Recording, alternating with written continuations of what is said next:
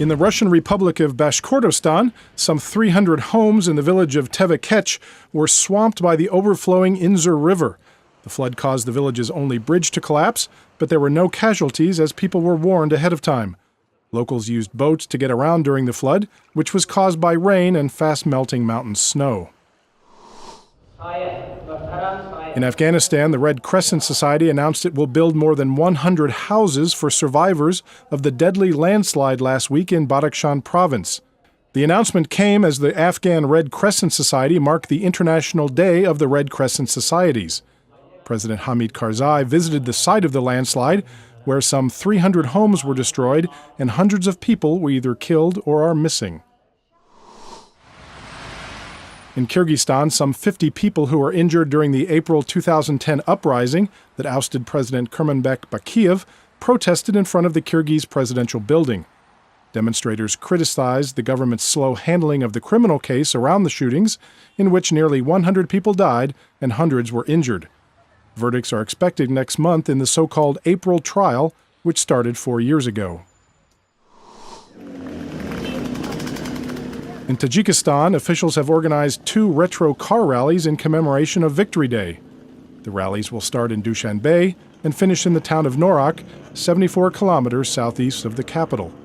10 old Soviet cars and 4 racing motorcycles drove through central Dushanbe to promote the event on the eve of the holiday, which honors some 90,000 Tajik citizens who died in World War II. Secretary General. In Pakistan, Ukraine's ambassador in Islamabad asked for Pakistan's moral support in his country's ongoing crisis with Russia. At a news conference at the Ukrainian embassy, Volodymyr Lakomov said Kiev was only seeking moral support because a military solution is not an option at the moment. In Iraq, the transport ministry in the southern city of Basra received the first 2 locomotives it has bought from China. Iraq will receive a total of 12 train engines from China. With the trains able to travel 120 kilometers per hour, it will take only 6 hours to travel from the southern city of Basra to the capital, Baghdad. In Kazakhstan, personnel, tanks, and planes from several branches of the military took part in a parade in the capital, Astana. It was the second year that Kazakhstan has marked the Defenders of the Fatherland Day, commemorating the creation of the Kazakh Armed Forces. The holiday replaced the Soviet-era Red Army Day.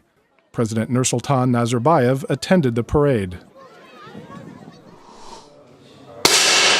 In Georgia, the country's Paralympic Committee organized a national shooting competition. Among the participants were 18 disabled military veterans. The winners of the rifle and pistol shooting events will compete in the World Paralympic Shooting Championship. And that's the video roundup from Radio Free Europe, Radio Liberty.